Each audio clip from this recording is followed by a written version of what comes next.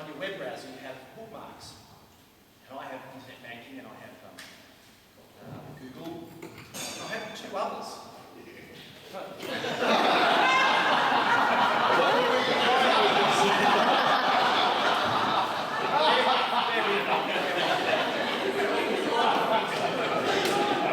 The police are coming.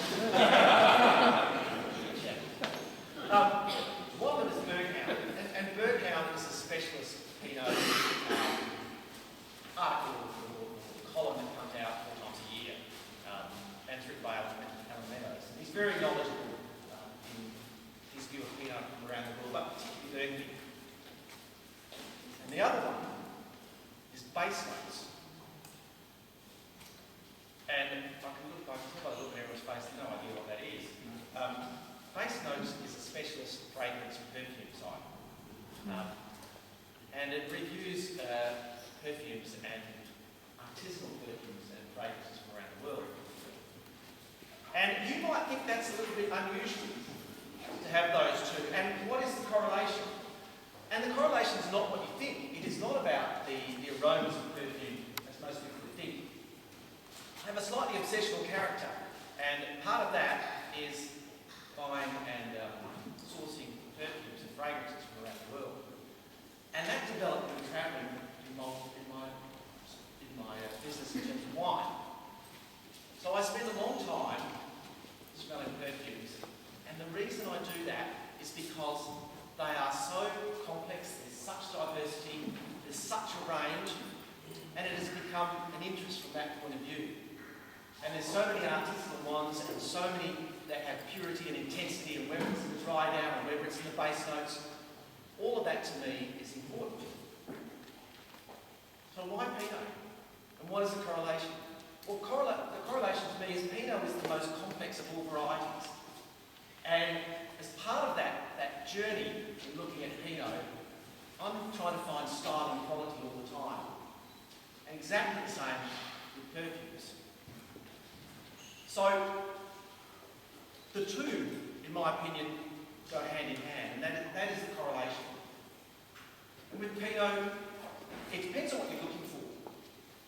If you're looking for polite or brash, if you're looking for evident acid, or you're looking for evident alcohol and weight.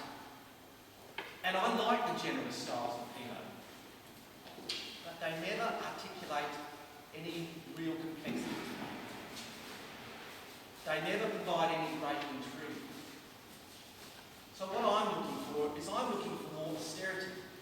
I'm looking for wines that have a bit of sinew, a bit of tightness. I don't want forward styles of Pinot. And I agree with Janet, sometimes it's a bit about flesh and a bit about savouriness. But I've moved much more towards the savoury style. Because I don't want wines that I don't need to consider. I want wines that make me think. And if they're too forward, then I don't tend to appreciate it. And I don't tend to drink more in glass. So the wines I'm talking about today are New Zealand, and one second. And New Zealand to me has probably got the best balance in terms of freshness, brightness and vibrancy, excluding Burgundy. Sometimes I think they go a little heavy-handed and they aim for too much. But generally, I think you get great purity and great freshness out of those wines. And the wines today, these are my comments. First wine, I won't talk about the South African wine until the last. The first wine was wine 6, A6, which was the Ataranga. And I thought immediately it had lovely colour and moderate depth. There's a slightly beetroot savoury tone, which I think is pretty attractive. But there was some restraint here. It wasn't all primary New World fruit. Palate shows much more sweet fruit lift than the nose indicated to me, and it was pure and fresh. I thought the acid, which is typical of New Zealand, quite classic of New Zealand, was quite tight and kept the whole wine looking very vibrant.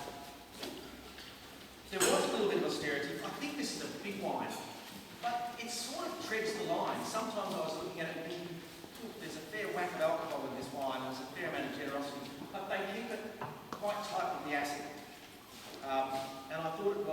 more contained than brash in terms of New Zealand styles. Second wine, well,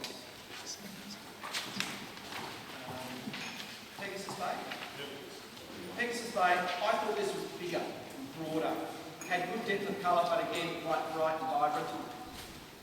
There were some savoury tones, but it was forthright and very New World fruit to me. Sweet tone, very forward, rich and ripe. A little mono-dimensional, but powerful and attractively generous. Plenty happening, evident oak, tannin, and a little bit of grunt there, and there was certainly some warming alcohol in the finish of this wine to me. The next two, we jump down to Central Otago. First is Belton Road, which is wine number 15. Interesting, this showed a little bit of browning, but the colour was quite deep, a bit more browning than the other New Zealand wines. Again, this was restrained and savoury on the nose rather than primary, and the palate was intense and full flavour. I think the palate was immediately intense to me. It was the most intense out of all of the New Zealand brackets. But despite that, it had a herbal savoury edge, and it provides sort of a framework of reflection of wine. A little bit of firmness on the finish. I thought the tannins and the acid were quite well handled, and it sort of provided this sort of neat finish to me. Very attractive, generous, forward, again showing a little bit of alcohol, and a big wine again. Wine 16. Wine 16 was the Lowburn Ferry Home Block. I've never seen this wine before, but again, it was quite sweet-toned fruit, with illusions of sort of wild berries and dry herbs and dirt. Had lovely balance and concentration, forthright, forward, lingering herbal flavours, which I quite like the finish of this, and finish clean and fresh. And again, I thought, although very attractive, they're pushing this wine a bit, alcohol, evident on the finish, and overall quite opulent. The last one is the Newton Johnson, which is South African. Newton Johnson. Yeah, there's a third one. Yeah, you've got to change that because I hate to announce there was a stuff up in our marketing department. Yeah. And the pourers. I was going to announce it. The pourers, and there is a correction in the first bracket. I'll set you up on it. So the third wine, which is A3. Right, was Newton Johnson. Yeah, that's better. Well done, Paul. We both got that. The fourth wine, which is the first bracket, was Picardy. Yeah.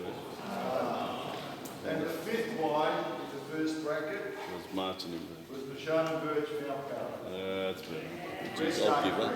Right, well, thanks, Jeff, because I actually had all sorts of compliments. That was read out to me. I didn't know what to I do. put a comment in here about South African wines. It was wine number 3. So bear with me.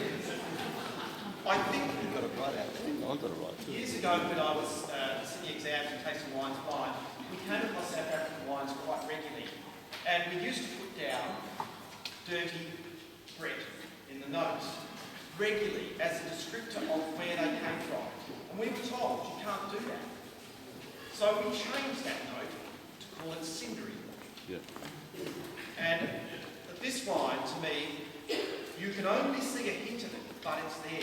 So when I was told that that wasn't the South African wine, I thought, well, that's all out the window then, everything I ever believed.